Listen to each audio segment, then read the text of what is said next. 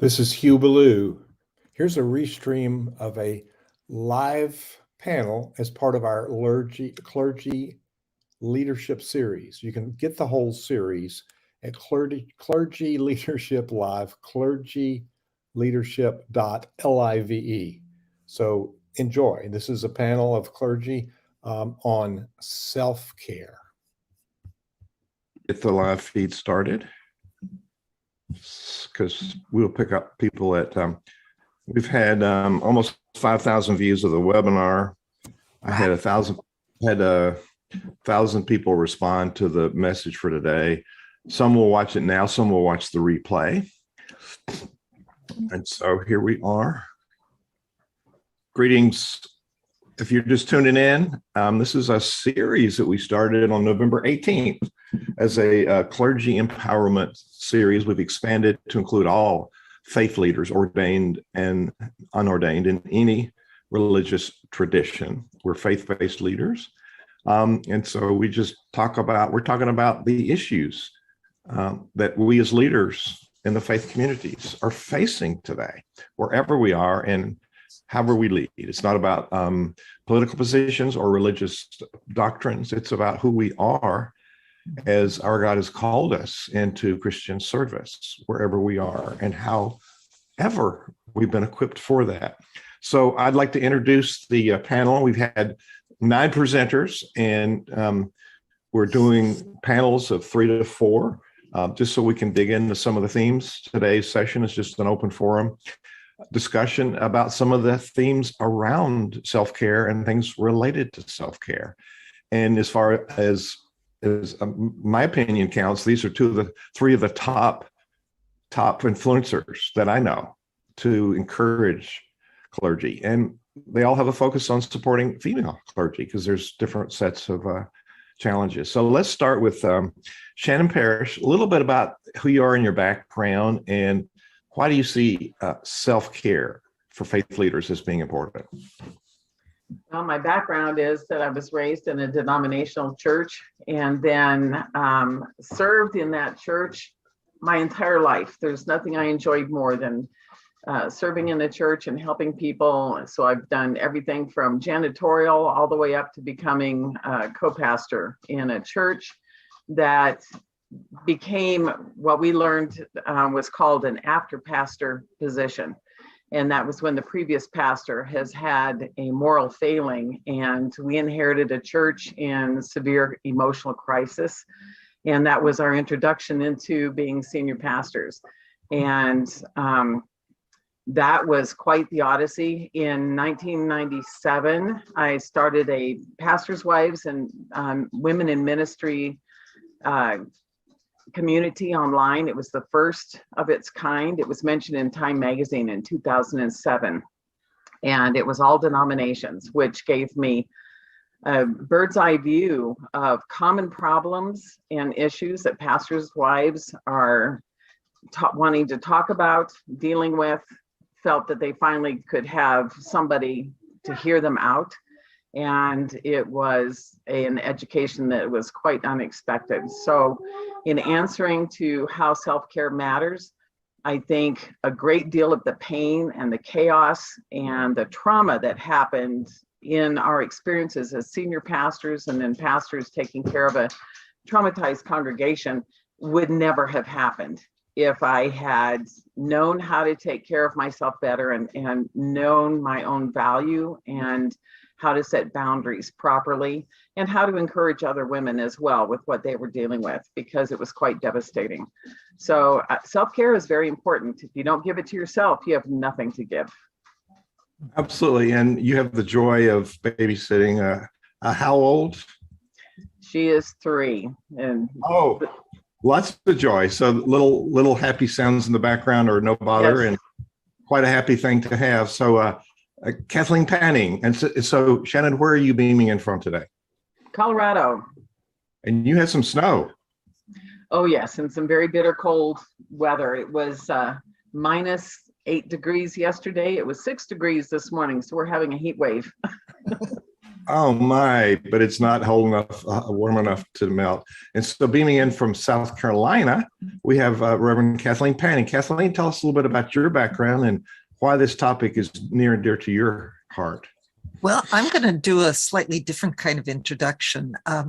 It's in the mid-1990s. I was a little less than 5 years into my second position as a pastor, this time in a very large congregation. I was on staff, and I was the very first woman to ever be a pastor in that congregation, like every place I've been, but especially in that large one. And a new senior pastor came to be at that congregation. And after a month or two, he came to me, a couple of months, he came to me one day and said he was giving me the opportunity to have a choice. And my two options were resign or be fired. I had never encountered anything remotely close to that, and I was devastated. I had felt that I was definitely not good enough, and I was teetering on the very brink of leaving ministry altogether.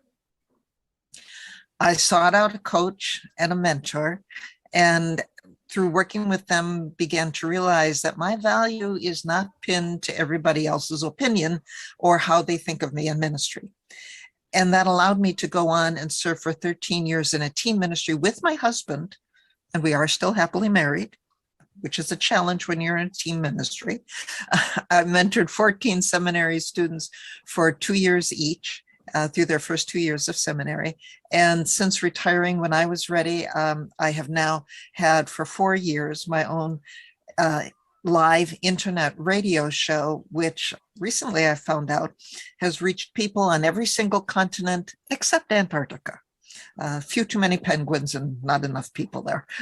So I learned about self-care because I was pushed into it, to doing that at a time when, it was a 2x4 kind of thing, unfortunately or fortunately, but it was a gift in other ways because I learned so much about myself and about how to be in relationship and not take on all of the judgments and opinions and everything else of everybody else, and not feel like I had to wear those.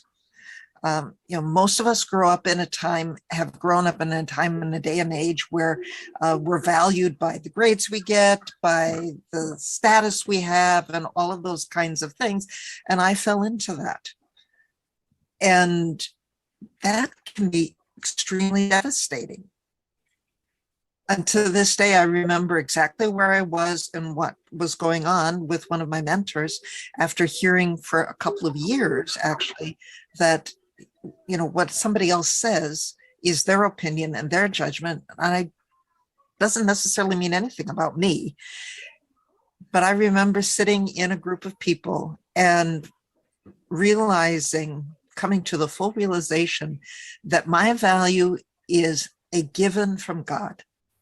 It does not depend on what anybody else says, and that God gives that value to every single one of us. And it's not just me, I'm not better than anybody else, but that God gives that value and love to every single human being. And no, God doesn't like everything we do, but God still loves and cares about us as human beings. And that allowed me to then have much more self-care and to move forward in ministry in a totally different frame of mind and with greater confidence and energy. And it's really important that we all learn that, hopefully sooner rather than later. Wow. Good stuff. So my bride is here, who's been in active ministry in many forms and is in a new era of her life in working with other pastors in the Lynchburg area. So we live in Lynchburg, Virginia. We're both beaming in from the same house on different floors, so our computers don't fight. So Leigh Ann Taylor, why don't you weigh in on this? Hi. Thanks for inviting me to be a part of the conversation, Hugh. I'm Leigh Taylor. I am ordained deacon in the United Methodist Church, and most of the years of my ministry has been as a full-time church musician. In fact, all but the last 5, so my whole adult life. Been on staffs of small, medium, and large churches, and about 5 years ago, I was invited to join the staff of the Lynchburg district. It's our judicatory, the way our supervision is arranged in the United Methodist Church. So I became a ministry partner with the district superintendent, and I don't do direct supervision for clergy colleagues, but my role is support and encouragement, assessing needs and providing support. So it's a natural next step for me in ministry. I really enjoyed doing it. I learned so much from my 25 or so years on church staffs, and my own sort of shock point, wake up call for the importance of self-care came in my 30s, in my late 30s, as a single mom with 2 children, working full time, and thinking that, not having absolutely no self-awareness of what caring for myself would be, because my priorities were to care for my children and to care for my work. I took third seat, and things got out of balance. And so I have had after that wake up call in my 30s, and I'm about to turn 60. So I've had 20 years of practicing, 20 years of paying attention to self-care, and just learned a few things about myself and what I need. In those years, I've enjoyed taking a deep dive into studying bone family systems theory and the Enneagram as a spiritual tool for transformation. And those are 2 frameworks that have been incredibly important for me to understand relationships and my own development and what I'm contributing to my own suffering. So that's where I am. I think that's enough for this part. First time I met Leigh Taylor, we were teaching in the same room, and I was teaching first and she had the next hour, 2004 in June, and she was teaching on this topic. So I was smart. I paid attention. I sat on the front row, and it was a good start, and she's been teaching on it in multiple places. So she's been on a journey to learn and to share. So anybody, I'll just throw out questions, just sort of jump in. This is very informal. Folks watching on Twitter or LinkedIn or Facebook, we're coming to you live on February 4th, 2022. We started this journey in 2021 in November, and we had 100 or so people watch our webinar. We've had 5,000 watch after. So these messages, and then it's on the Nonprofit Exchange podcast and on our website. So if you want to catch all 9 presenters and then the 3 panels, go to, this is a leadership recharge. So we've given you a link, the letter I, recharge.live. We all are living. recharge.live will take you to a page, and you can register there, and we will keep you updated, but it will also take you to a page where you have the full webinar and then presentations by each of the presenters, the clergy that were on that panel, and these panel discussions. So we had that webinar individuals, and now we've got some deeper dive discussions about some specific topics and why they're important. So how do we know? What are some of the signs that we're not really taking? Being clergy has always been difficult.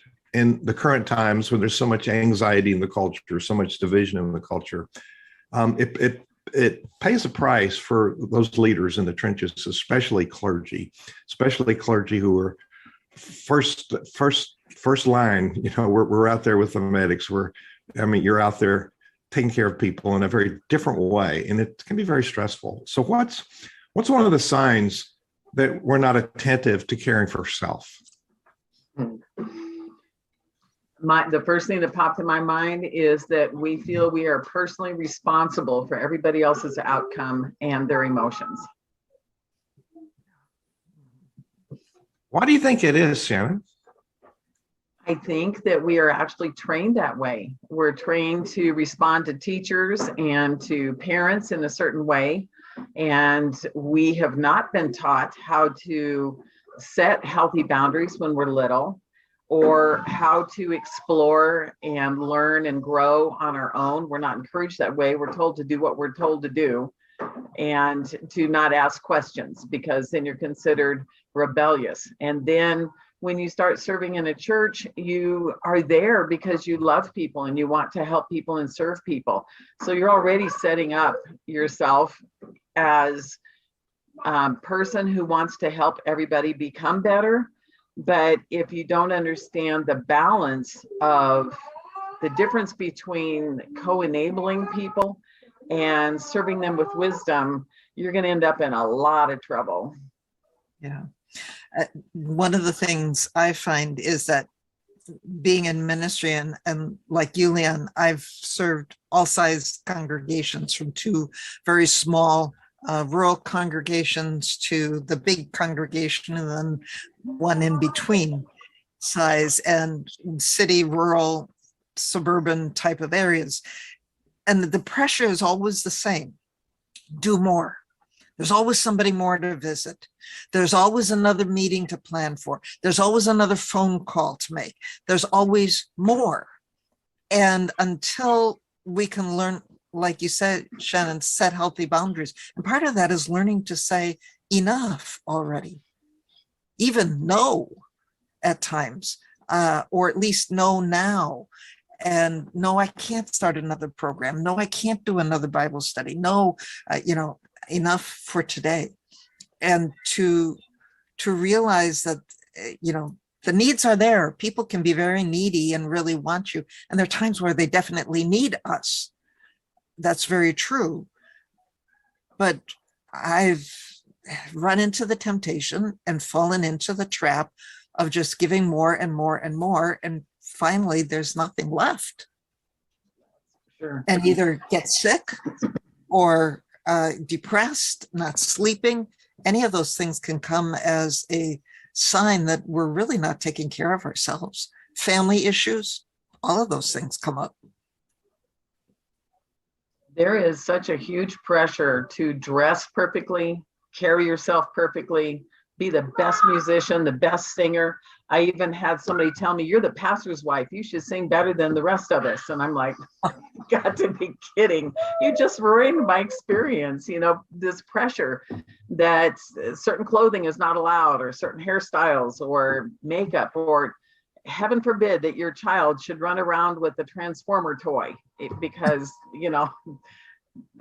just ridiculous mindsets that so many people have that come from their own filters, their beliefs, their misunderstandings, and they expect us to be perfect, know it all. And we are told that we may be the only Jesus they will ever know, that we may be the only experience they ever have, and that if they make a mistake, their blood is on our hands. There's some serious false doctrine out there that has nothing to do with reality. And it just puts incredible pressure on somebody who already may be struggling with just having an identity that is not negative. It's really sad. Go for it, Leanne. Shannon, I appreciate that so much, and Kathleen, your words as well. I'm flashing back to a conversation that I had with a layperson who, when I was on the staff of a large United Methodist church, and my former husband and I were separated, she came to my office and said, "How do you expect me to keep my marriage together if you can't even keep yours together?" Like, it was somehow my response, like I was responsible for her marriage. Yeah. That was a big shocker. I was on the staff at a church in Blacksburg, at Blacksburg, Virginia, at the time of the shootings at Virginia Tech. Oh. And that corporate trauma was very real. It was a very real part of our life. My son was in the 7th grade, and at that time, and 3 of his classmates lost parents on that day. 3 of the friends that he was in lockdown with came back to school without parents after that situation. I mean, I'm not sure we even now understand the level of trauma.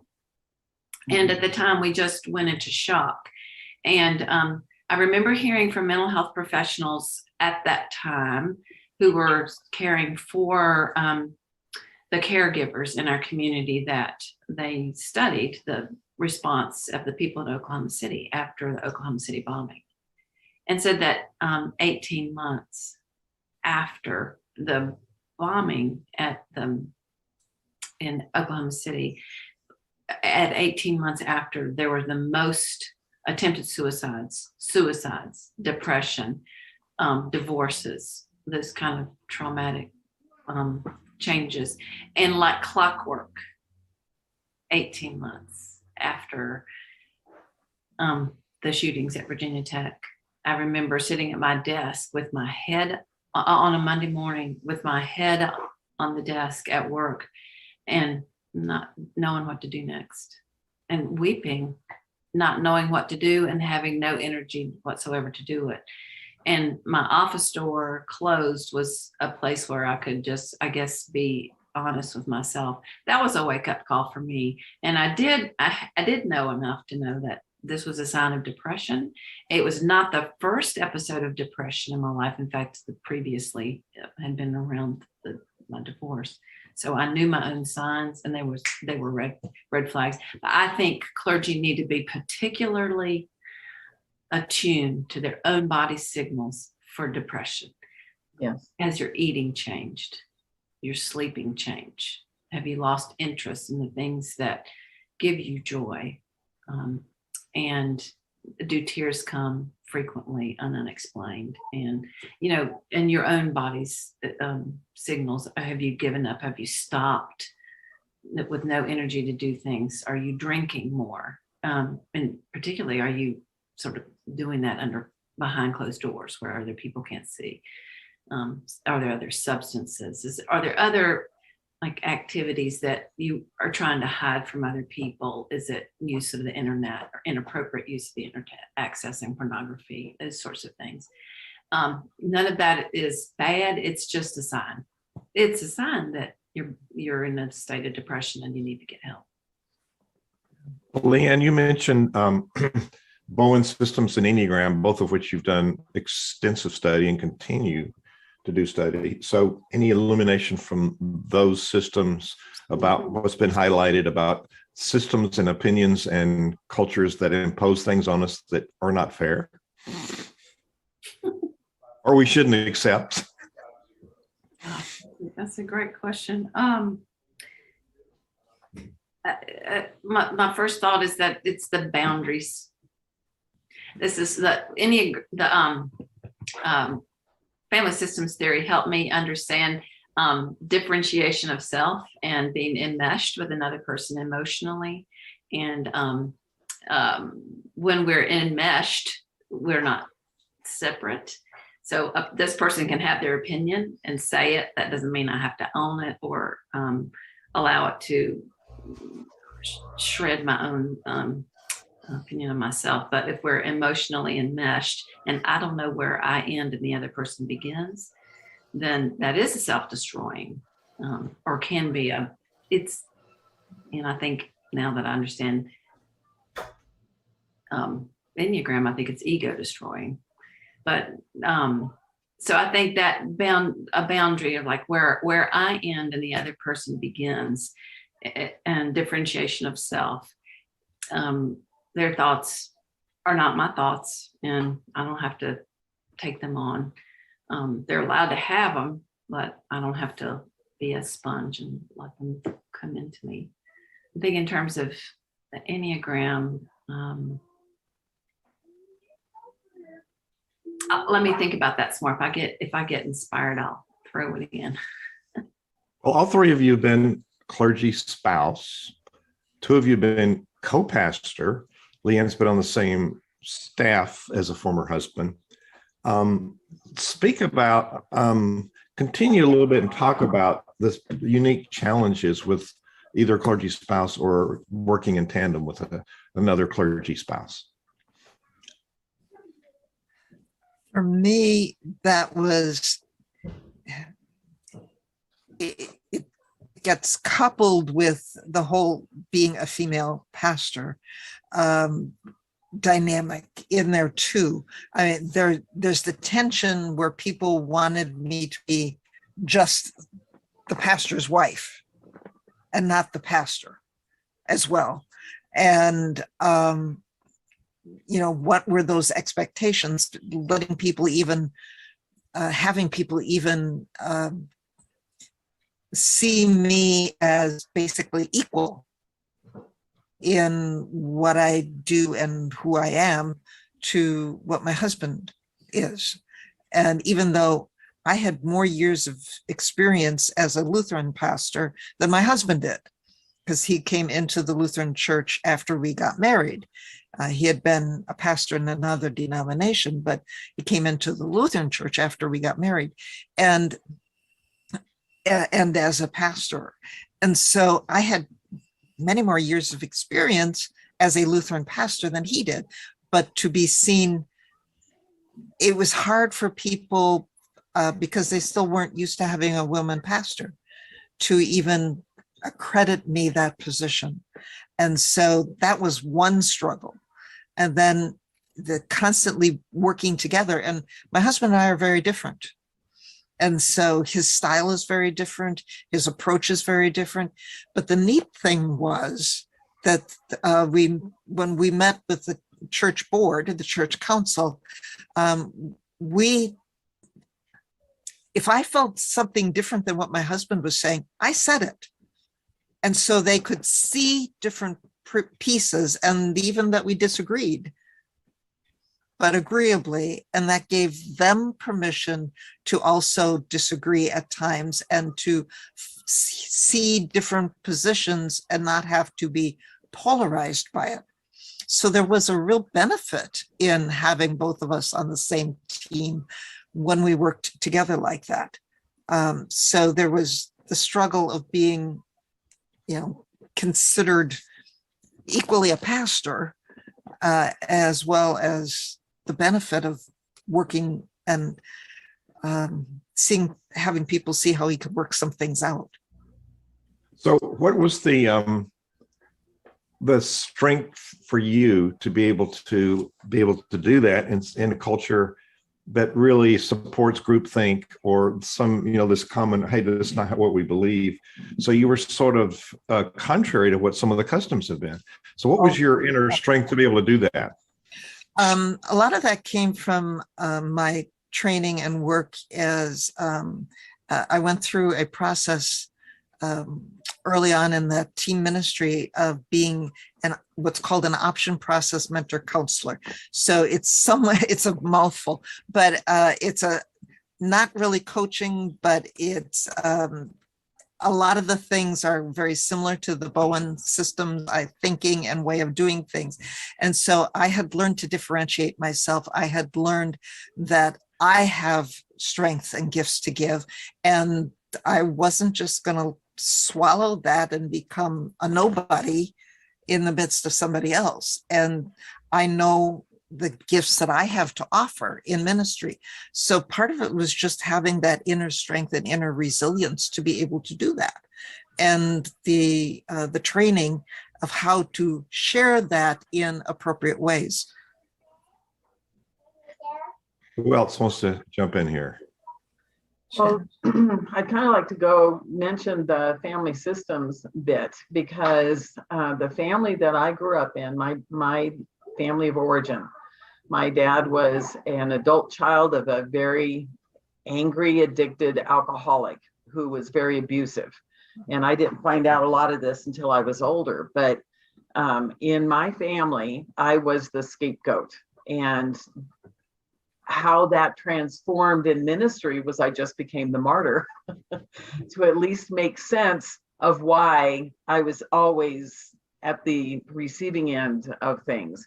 And if we do not care enough to find out what kind of a family we came from and what roles we were taught to play in that family, we will continue to play those roles when we go into public service, especially in a family setting like a congregation.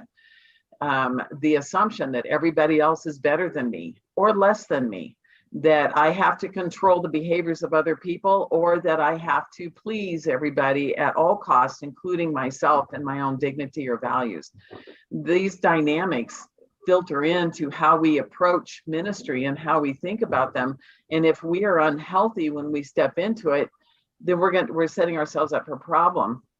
The thing that I've seen is that a lot of counselors and therapists and pastors come from hard backgrounds. That's why they became what they did, so that they could help heal other people. But if they don't heal themselves first, good intentions are not going to stand up to the onslaught of many wounded, disillusioned people who are acting out of their own implicit memories and assigning roles to them as leaders that are impossible for somebody to even understand what they're assigning to. I remember just wearing I had a beautiful pants outfit that I wore to church. It was one of my big splurges to spend that much money on myself, but I'm not a big fan of dresses. I like pants. I'm Colorado girl. If I could wear sweatshirts and jeans, I'd be happy. And one of the ministry women there turned to me, looked at me and said, "Really? You're going to wear pants? You'll never attract rich people that way." And I was shocked. Now, here we are ministering together. I didn't think that how I appeared meant that much to other people. And I certainly wasn't thinking about attracting rich people. I was thinking about helping hurting people. And so if we're going to be ministering side by side, we were coming from two entirely different worlds and frames of references. So if you have that going on in church, you're going to have a lot of conflict that most likely is not even being spoken of. And so then that manifests as sabotage, backstabbing, gossip, rumors, misunderstandings, because people are not taking enough time to understand themselves and who they are. They're certainly not going to be able to understand who you are. Yeah. Are you getting background noises? That's joyful noises. That's fine. You see, we're all smiling because we've been there. We've been there. So just relax. We enjoy. Leanne, you want to pick up here? Sure. One of the gifts of family systems theory study for me has been understanding the inheritance that I received from my family, which is projection. We don't deal with our own anxiety. We project it on other people.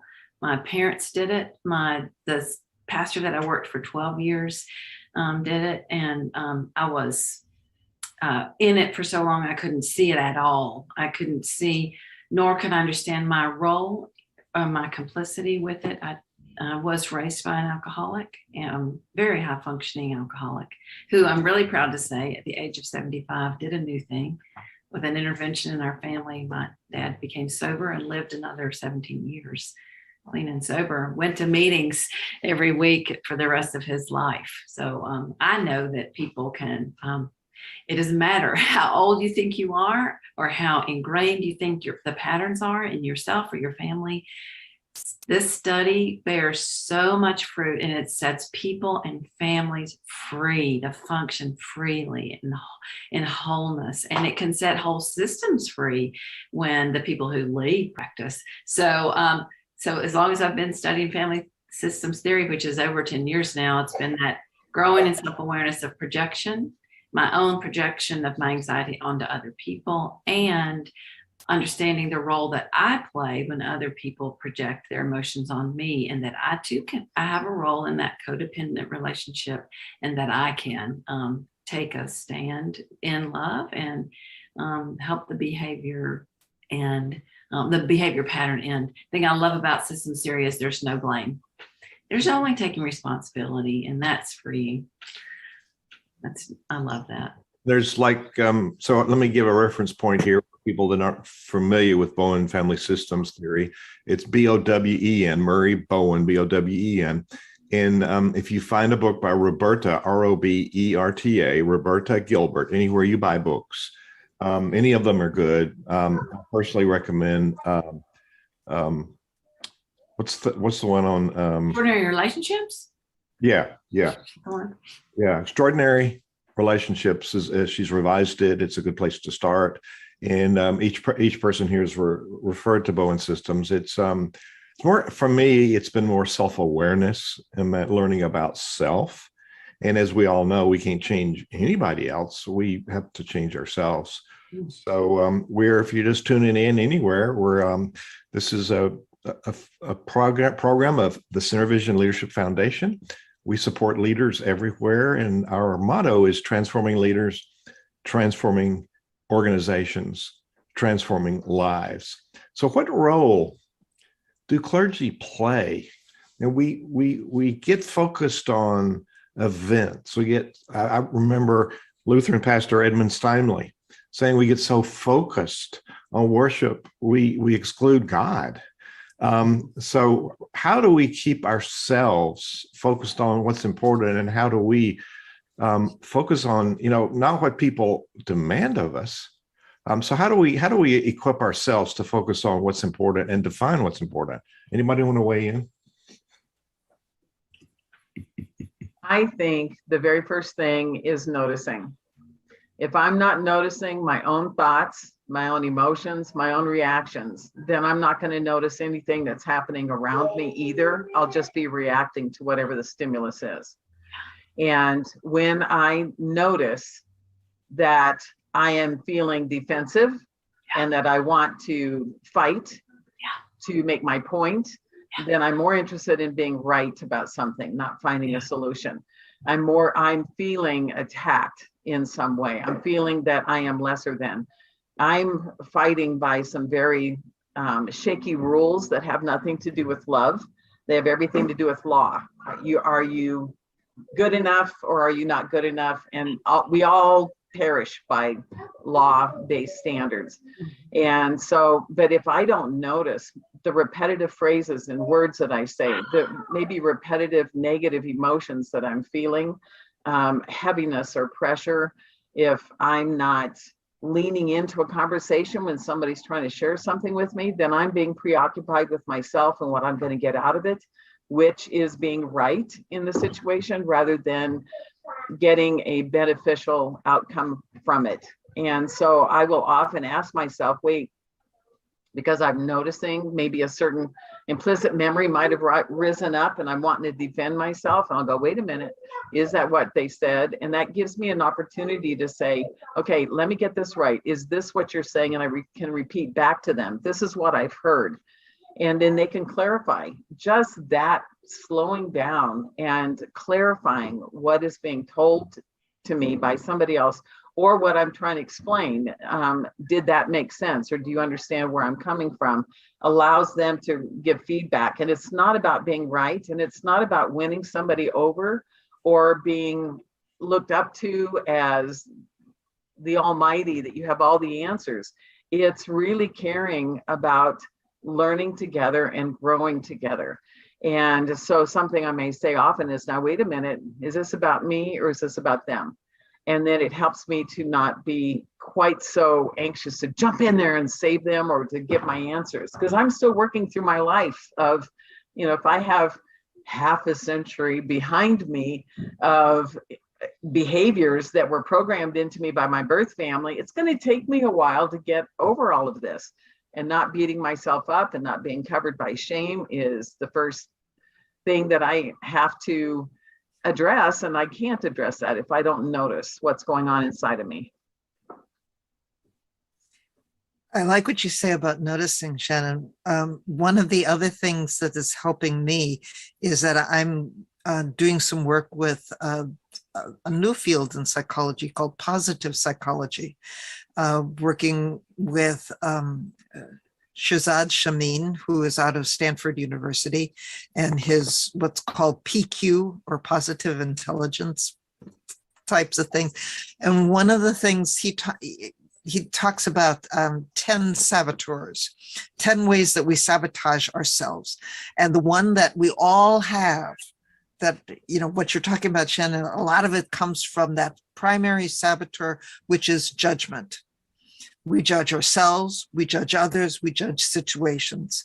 And it's a survival technique from our ancient ancestors, yes, but we can use it in ways that are not very helpful in many, many respects. And so as I learn more about the positive psychology movement, and another tool is something I've found from Australia, a group that uses the positive psychology in something called positive prime.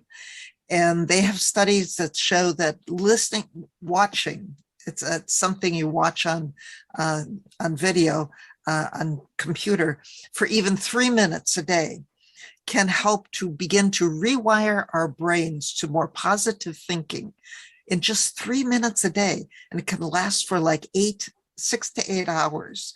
And so, yeah, I keep thinking, wouldn't it be awesome if we could get that kind of stuff onto every staff, into every congregation, all over the place, and have people watching things where people are authentically smiling instead of the angry looks that we see a lot of.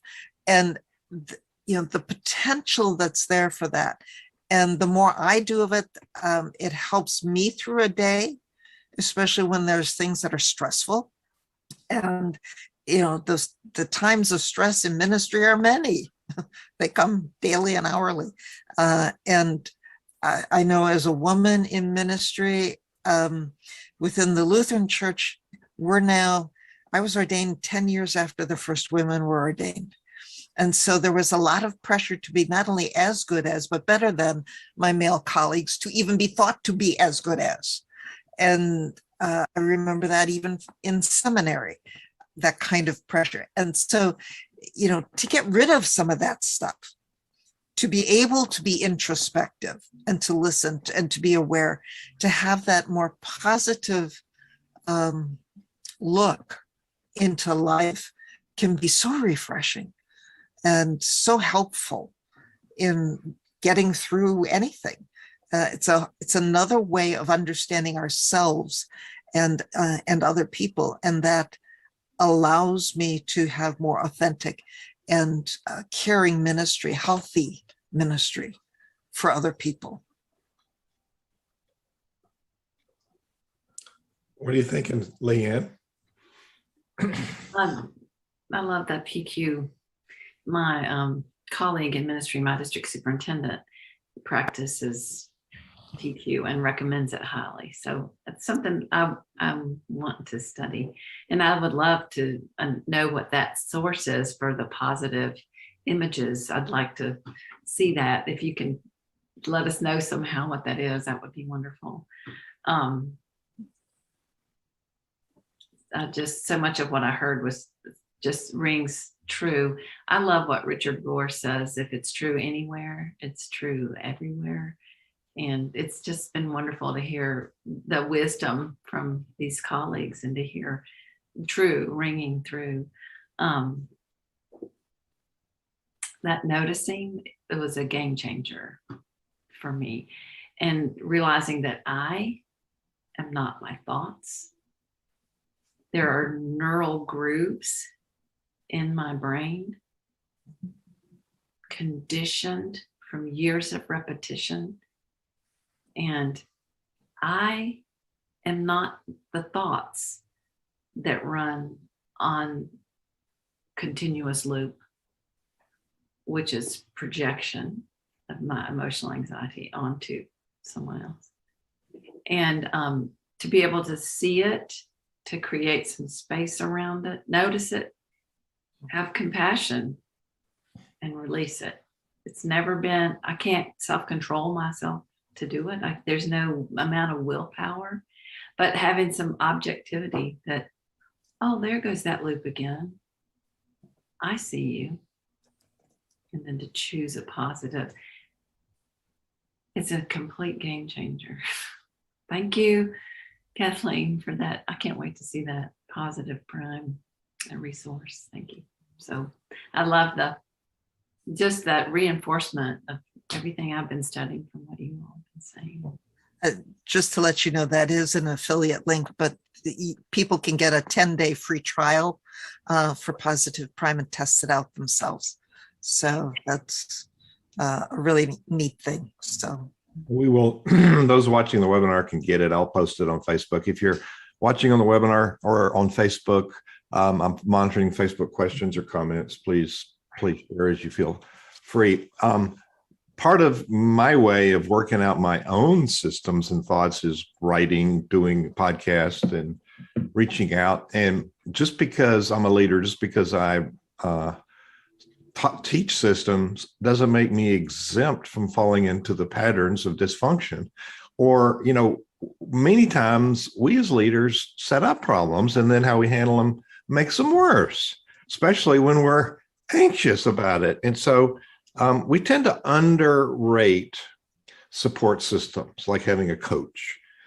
We can read books, but interpreting it, and then for somebody that's not in our inner circle to challenge the thinking and to help grow. I'm lucky to have a spouse that helps me that way, but she's not my coach. She's my spouse and my friend. But just share with you, Roberta Gilbert is and has been one of my coaches for many years. It takes 3 to kind of wrestle me and keep me down, but our blind spots, things we just don't see about ourselves that are really challenging. So how is it important to have somebody, I'm going to couple another question with this because I think it's related, have somebody help us reveal some of those and help us, encourage us and see that. I prefer skills and gaps because weaknesses I go away from, but I got some unique skills and there's some things I shouldn't be doing. Those are things I need to delegate, but I also need to grant grace. I love the hymn Amazing Grace that was written by a repentant slave trader, John Newton. But it's become for me a more universal statement of giving and receiving grace. And we need to do both. So part of grace comes with discovery that we get from some external systems. So why is it important to have like a coach or a mastermind or a support group, in Shannon's case, a community? Why is it important to have that resource? And how does that help you? If I dwelled on everything I did wrong, I wouldn't get out of bed in the morning. So how does that help us give ourselves some grace? Who wants to weigh in on that? It's two. I think that's related, those two. Right, I'm going to jump in. The thoughts that are running through my mind as you're asking the question is who I used to be. I would have trusted all the wrong people because that's all I knew who to be around. And they were not people that had my interests in mind. So I think that before anybody seeks somebody else out to have that intimate of a relationship, you want to know if that person, that counselor, that therapist has empathy towards you and what matters to you. If any friend, parent, family member, ministry person, if they don't display empathy about really truly caring about what's going on with you, I would not recommend that you seek them for counsel, because you're not going to get the counsel that will really mean something to you. And we are so blessed in this day and age to have so many resources with experts on YouTube and so many books available at our fingertips. I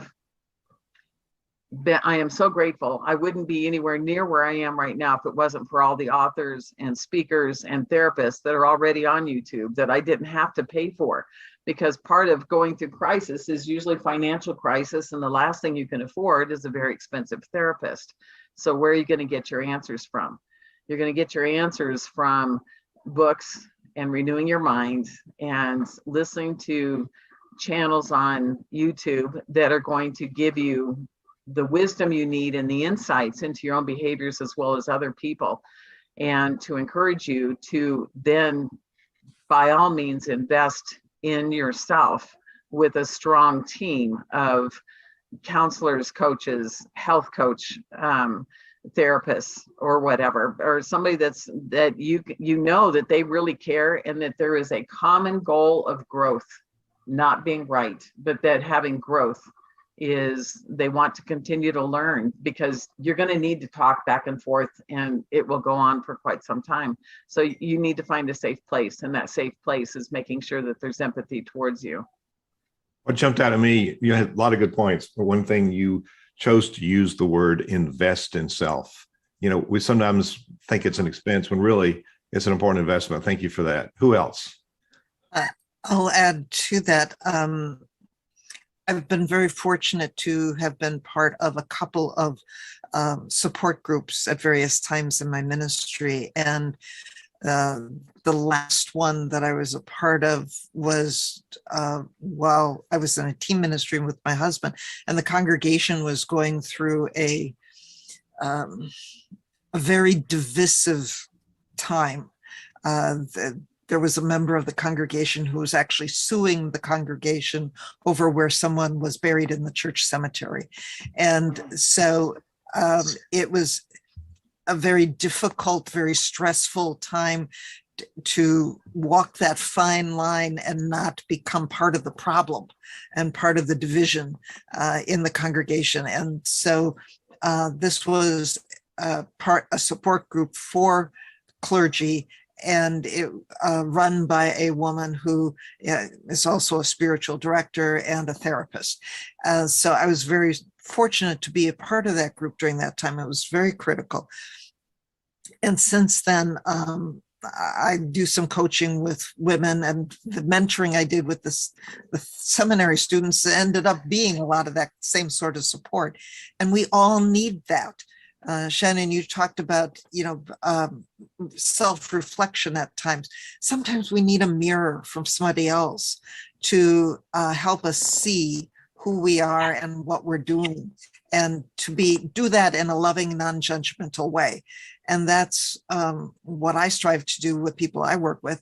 But any good coach would be doing that. So, finding that person who has the empathy, who also has the skills to be able to do that, I think is really critical. In this day and age, it really should be that anybody in ministry should have a coach because of the stresses of ministry, or a support group somewhere. We're not sent out to be lone rangers, and yet that's what many try to do. And even if you're on a staff, your staff can't really be your support group. That would be the last place to look for a support group. So you need someone outside where you can dump when you need to dump, and where you can also get perspective. And so I would encourage anybody who's in ministry to find somebody, maybe another fellow male or female pastor in town, but clergy can be very competitive.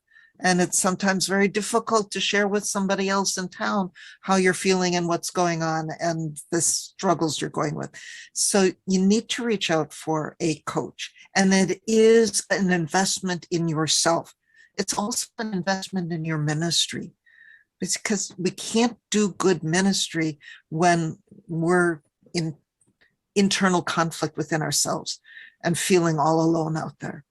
So it's both an investment in self and in the ministry we want to give. Well spoken. And Kathleen, you and I are both coaches, and we've studied coaching systems and had other coaches. So I think studying it helps us understand ourselves as well. But coaches need coaches, right? You got that. You got it. I've got coaches now, people I work with and help me grow. I'm not done growing. I don't want to stop. Day I die will be the day I stop growing in this life. So, that as far as I'm concerned. And I talked to my own mother who's 95, and she doesn't even want to consider that this type of thing. So I don't want to be that way. It's too much more fun to grow. Yeah. Life is too much more fun when we're alive and growing and learning. So Yay, that's inspiring. Leanne? I want to just exalt the ministry of spiritual directors. International Spiritual Directors, I think, is a resource that you can look up online. I have had from this time of that period of depression after the shootings at Virginia Tech, I've been in meeting with my spiritual director every month of every year since that day. So I am so grateful. She's been a wonderful mirror, an empathetic listener, also clergy. She's enough older than me that she's experienced a lot. And I couldn't be more thankful for my relationship with her. When I've needed, one of my coaches is Adrienne, who does yoga, Find What Feels Good.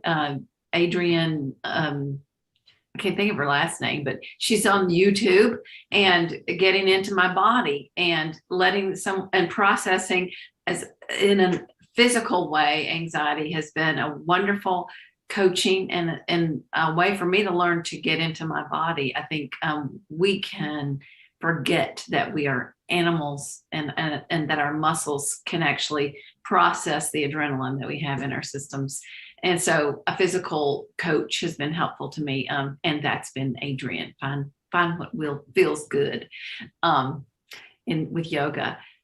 And I, like you, Kathleen, I want to learn every day of my life until I die. And so one of the most important teachers that I've discovered recently has been Eckhart Tolle and his books that are widely available. And there's many YouTubes and podcasts with Eckhart Tolle. He was the one that introduced me to the separation of noticing my thoughts. And it was just like a huge, like entering a whole new way of living, to becoming conscious.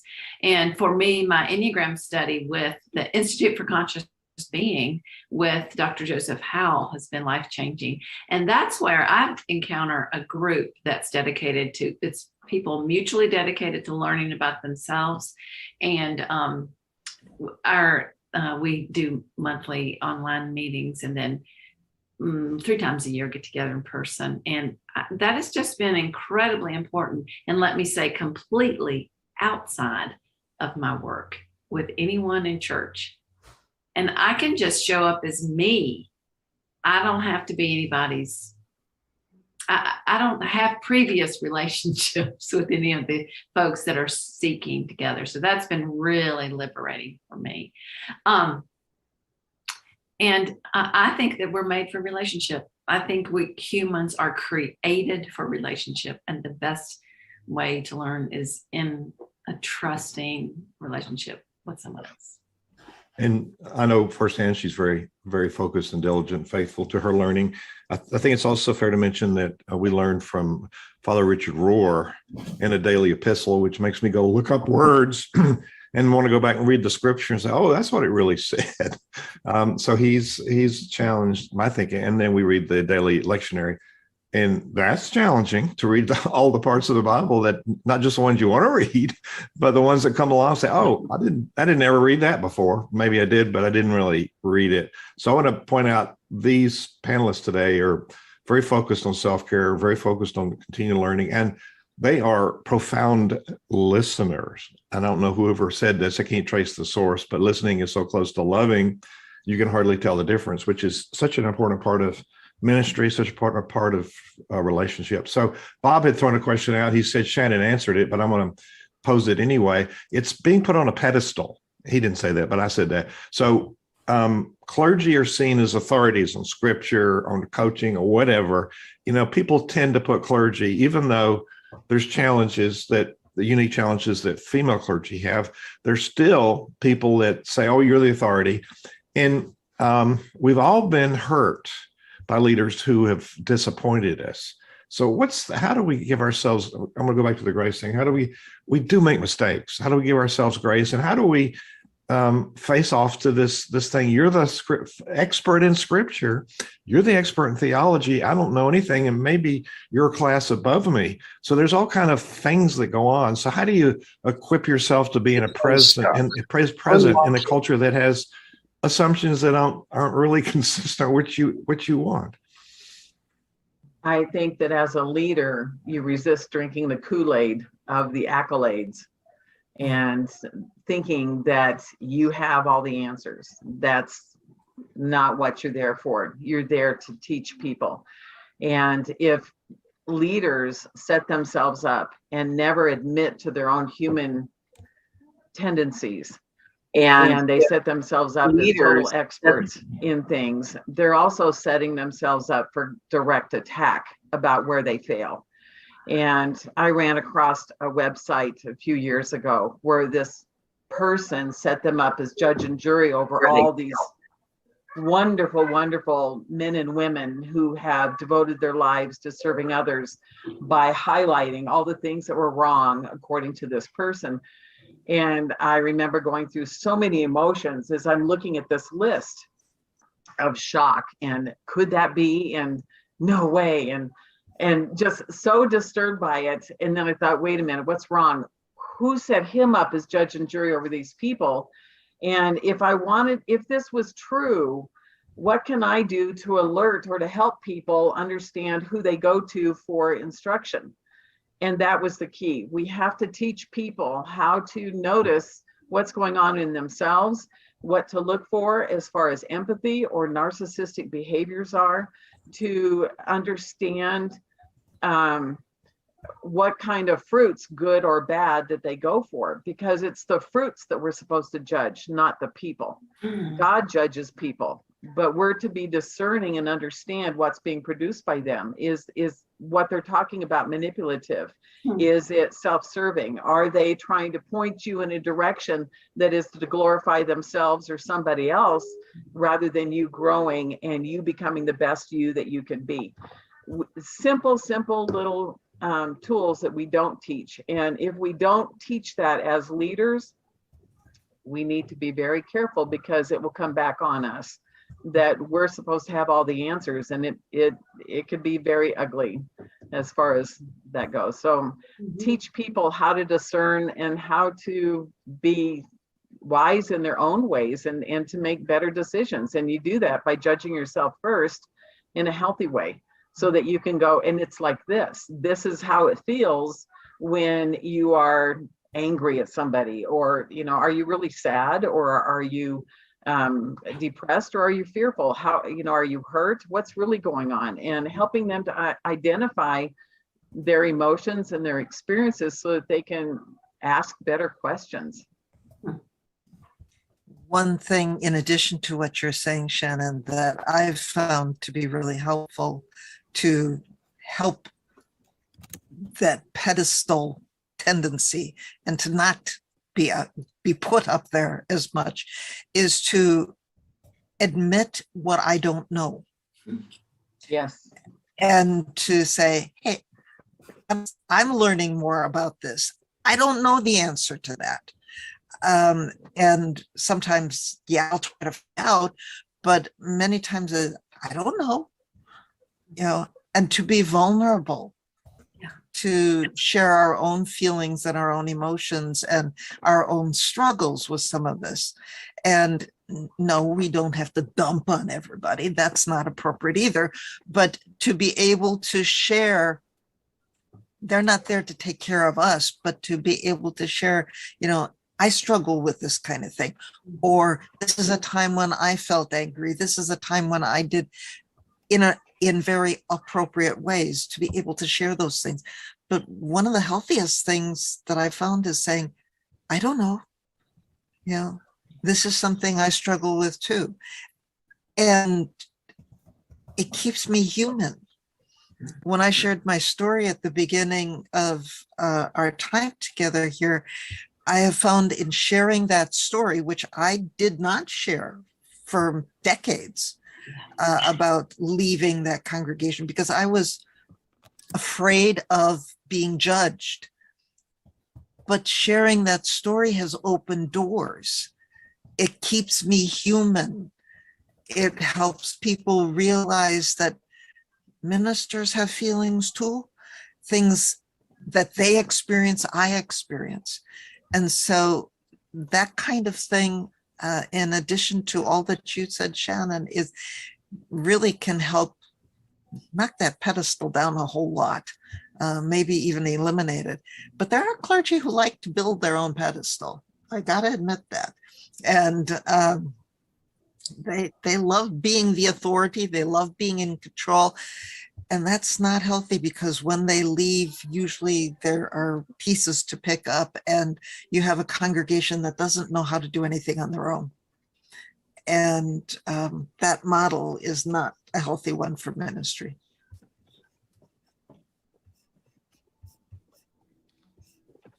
Leanne, you want to jump in?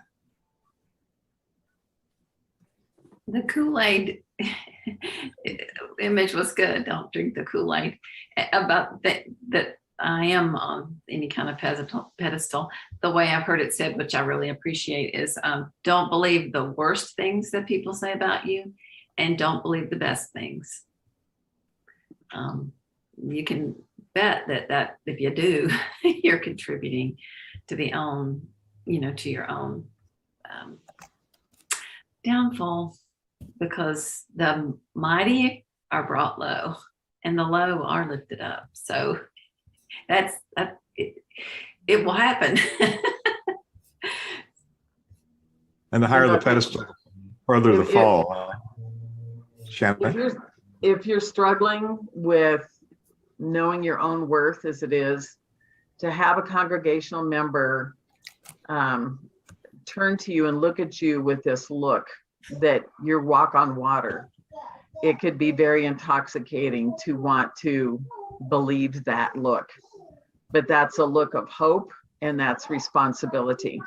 And we answer to a higher power, and we must walk with a fear and a respect of understanding that if you step into that, you are responsible to follow through and to give them the tools that they need to be able to be independent of you successfully. So let's have fun. Let's pivot a little bit. This is a very serious conversation about very serious topics, but let's talk about balance. And Leanne's got a little thing about balance or not. So Leanne, why don't you lead us in the balance paradigm here for a minute, and let's see if we can have some fun with how do we use balance in a good way, or how do we set up problems with balance? Okay, so here goes. Just understand that I wrote this a few years ago with my tongue firmly in my cheek. That it's called Balance or Not. I'm writing a new book. I'm thinking of calling it Adrenaline as a Way of Life, or maybe I'll try Time. There will never be enough of it, so squander what you've got. Here's a sneak peek at my chapter outline. Chapter 1, emergency. Answer all emails at once. Do not delay. Stop whatever you are doing and answer that, baby. Chapter 2, procrastinate on your to-do list. Save tasks that are due today until the very last hour. Better yet, last half hour of your workday, so you'll have that added energy boost of adrenaline to help you complete your tasks. Chapter 3, be a hog.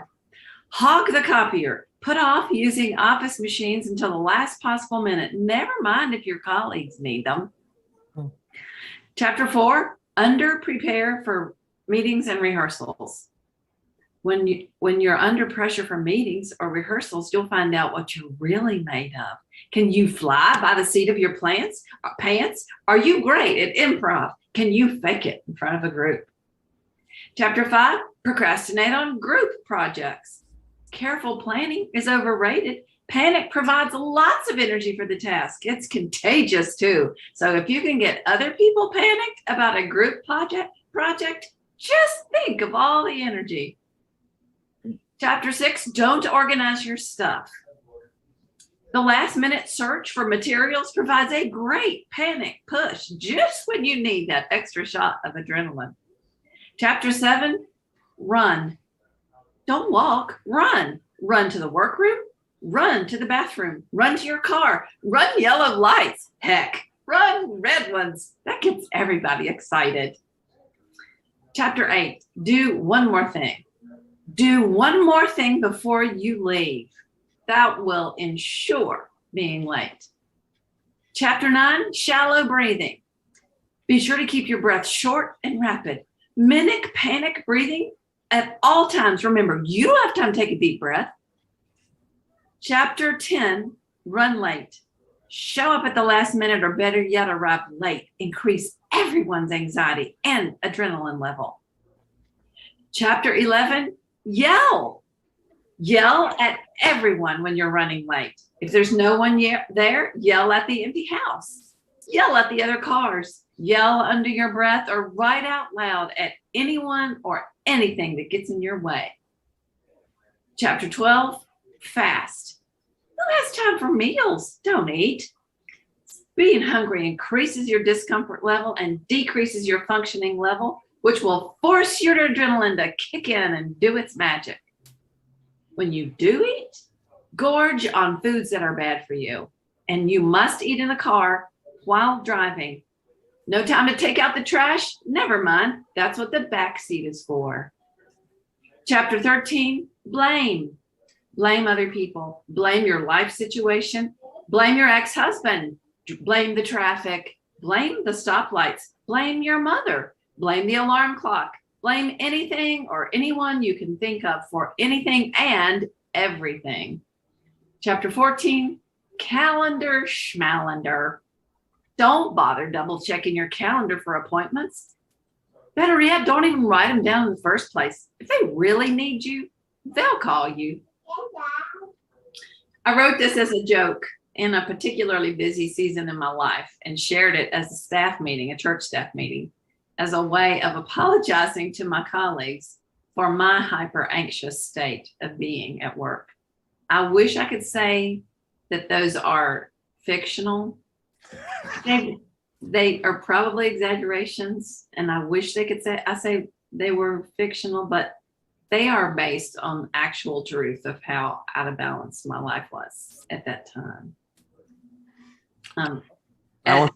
Yes, go ahead. I'm sorry. Yeah. So when I wrote it, this was my pledge. I'm attempting to do things differently, like taking time for prayer, exercise, good nutrition, breathing, and Sabbath rest. As an experiment, I'm going to take one work day a month out of the office to be still and to pray. It's already making me nervous, but I'm determined to do it, to break the habits that I wrote about in my book. Thank you.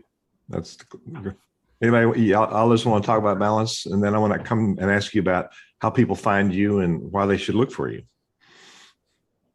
Balance is, if we're talked about the hard stuff, the other part is laughter and sharing our stories, not taking ourselves so seriously.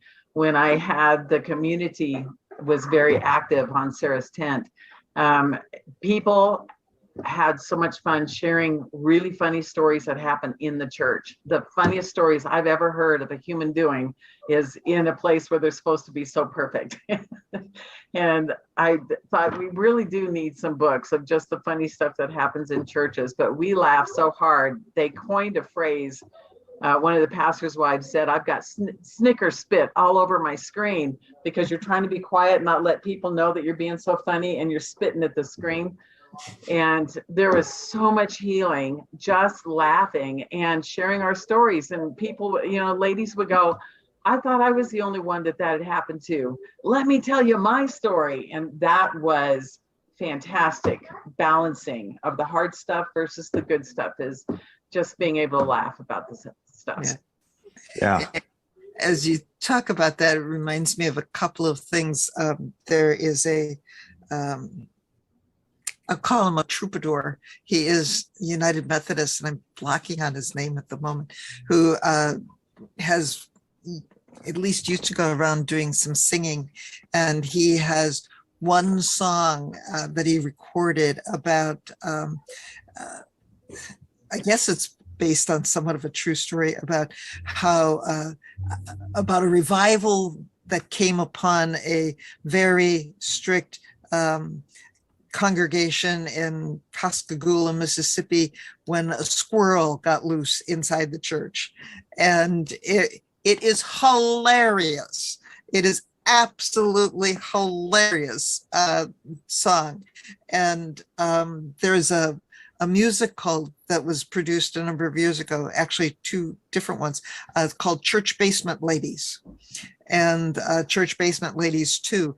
And it is funny and so true in many respects about what happens with the women in the church basement and preparing food and different generations and things like that. It's absolutely wonderfully funny.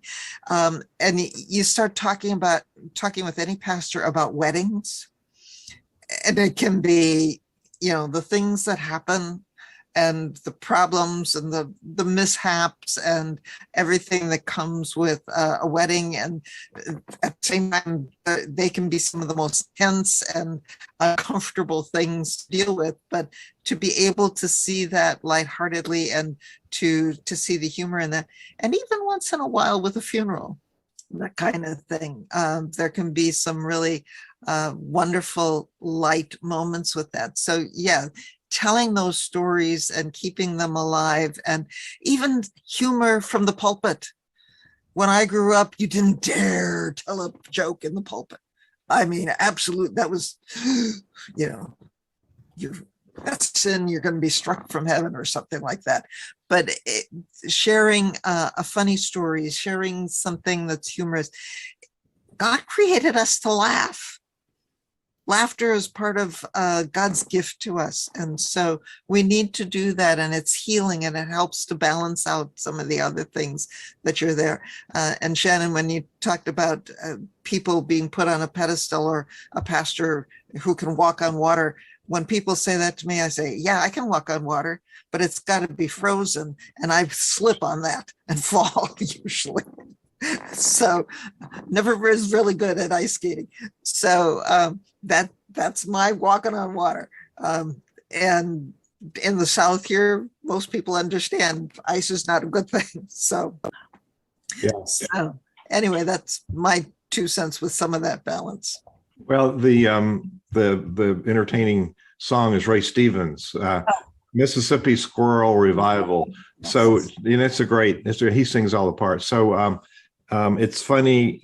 It's hilariously funny. So Shannon, tell us about where people can find you and what happens when they go to a Flame Ministries. A flame? There you go. Nope, that's mine. That's Okay, mine. you talk. Kathleen, sorry. Yeah. A Flame Ministry consulting.com is my website.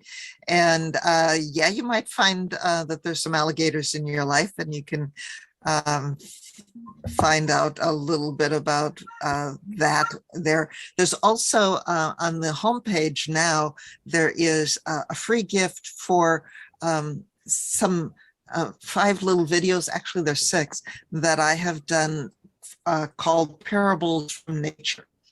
And talking, they're not specifically religious in a sense, but that was from Kajabi thing. But the website is aflameministryconsulting.com, and that little Parables from Nature is a free gift. My favorite one is based on something from Frederick Buechner, who was an Episcopalian priest and everything, and talking about ants and faith. Ants as the insects, there it is, insects that come join us at picnics. But his definition of doubt is that ants in the pants of doubt is the ants in the pants of faith. It keeps it alive and moving. And so I did a little parable of nature on ants. And there's other ones in there as well. So that's a free gift that you can find. There's things about how to contact me, and some of the programs I offer. My coaching program's not really in there yet. That's coming new. I also teach people how to tell their own story in 3 sentences. And so if you're interested in that, go to the website and contact me, and we'll get in touch. And Leanne is still working for the church, the judicatory. Anything you want to share about how people can find you or your book or anything? Uh, you know where to find Hugh. So find me through Hugh. I think that's a great plan. I would give an encouraging word for my closing, and that is that in no matter what your spiritual tradition, what in this interfaith gathering, our common ground is spiritual practices that bring us into relationship with the divine. And for me, when I wrote that piece, I thought balance was something to be attained. And now I know it's a dynamic relationship, and it's body, mind, soul, heart, and it's ever flowing. And there's no such thing as achieving balance. There's being aware of where needs are. And I become aware by practicing spiritual disciplines, and those some involve the body, some involve the mind, some involve the heart, but all connect me with my soul and with my relationship with the divine. So I just want to encourage all the listeners to find a new priority, to practice your spiritual disciplines that connect you with the divine, to just become more completely whole in the person that you were created to be. Thank you. Sarah's tent. Shannon, tell us about Sarah's tent. You're on mute. We had some superhero sounds coming from the front room there, so I had to turn it off. Sarah's Tent is the website that I had for the pastors' wives and women in ministry, where we have conversations that women in leadership would like to have. And that is connected to my nonprofit website, which is a different link. That's livingstonescenter.org.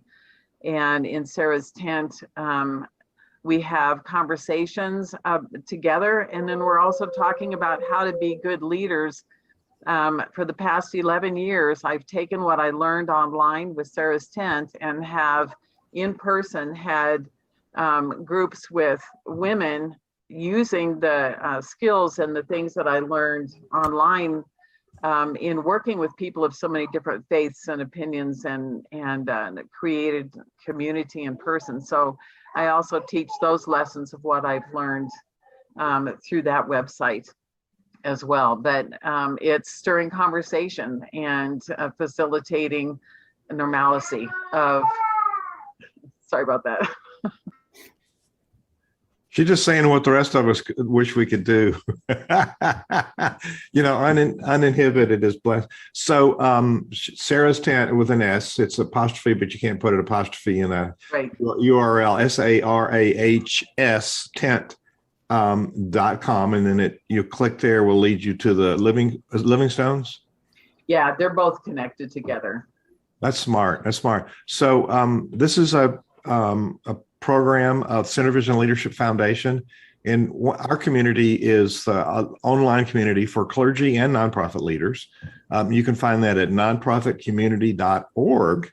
And Shannon, you're part of that community. You think we should invite people to come and check it out?